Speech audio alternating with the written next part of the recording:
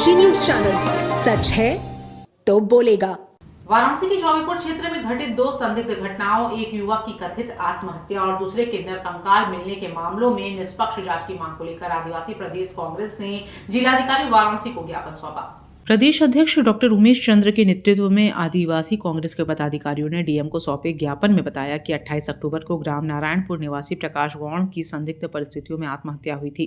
वहीं इसी दिन थाना क्षेत्र के ही घुमकुनी ग्राम में एक नर कंकाल बरामद हुआ, जिसकी पहचान उस पर रखे कपड़ों के आधार पर 14 अगस्त से लापता युवक राजकुमार गौड़ उर्फ गुड्डू पुत्र रामजी के रूप में की गई। ज्ञापन में कहा गया कि दोनों घटनाओं में जमीन विवाद के पृष्ठभूमि है और नामजद प्रतिवादियों की गिरफ्तारी अब तक नहीं की गई है। साथ ही पुलिस की भूमिका संदिग्ध बताई गई है और जातिगत पूर्वाग्रह की भी जांच की मांग की गई है। कांग्रेस ने यह भी आरोप लगाया कि अब तक फॉरेंसिक और डीएनए जांच रिपोर्ट नहीं आई है, जिससे मृतकों की पहचान और घटनाओं की सच्चाई पर संदेह बना हुआ है। पीड़ित परिवार ने बताया कि विवादित भूमि को लेकर पहले से ही अनुसूचित जाति जनजाति अत्याचार निवारण अधिनियम के तहत मुकदमा चल रहा था। इसी दौरान प्रतिवादी पक्ष द्वारा लगातार धमकियां दी जा रही थी। रमेश गौड़ को 27 अक्टूबर की रात करीब 9:30 बजे फिर से धमकी मिली थी, जिसके कुछ ही घंटों बाद प्रकाश गौड़ की संदिग्ध मौत हो गई। ज्ञापन देने वालों में जिला कांग्रेस कार्यकारिणी के सदस्य संजीव गौड़, ब्रिजेश कुमार गौड़, राजकुमार गौड़, राजू अरुण कुमार वर्मा, विकास वर्मा, प्रहलाद गौड़, मनोज गौड़, रामजी गौड़ समेत कई लोग मौजूद रहे। आप आए थे यहाँ ज्ञापन देने के लिए, क्या मांगे थी?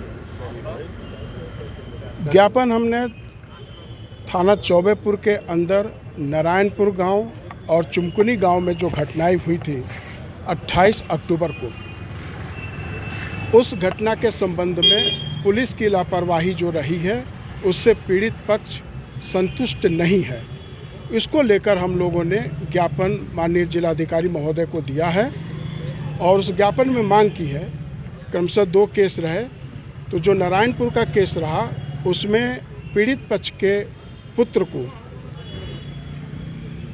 बताया गया कि इसने आत्महत्या कर ली है, जबकि साइट पर आत्महत्या जैसी चीज़ नहीं दिख रही है और ये पूरा फैब्रिकेट किया गया, वो हत्या की गई है गांव के दबंगों द्वारा।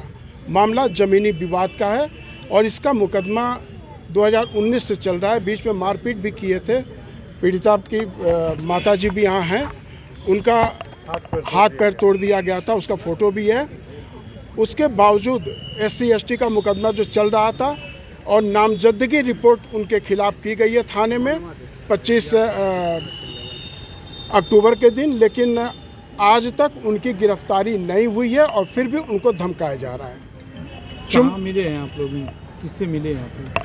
हम लोग जिलाधिकारी के प्रतिनिधि से उनको हम लोग ज्ञापन सौंपा है। और चुमकुनी गांव की जो घटना है 28 अक्टूबर को ही सुबह 5 बजे नरकंकाल एक खेत में मिला, गांव के ही खेत में। और नरकंकाल की पुष्टि इन लोगों ने इस तरह की कि उसके ऊपर जो लोअर पड़ा हुआ था पैंट टाइप का, उसको देखकर बताया कि हमारे पुत्र का हो सकता है। लेकिन विधिक रूप से जब तक उसका DNA टेस्ट होकर कंफर्म नहीं किया जाएगा तब तक नहीं माना जा सकता कि नरकंकाल इनके लापता पुत्र का ही है।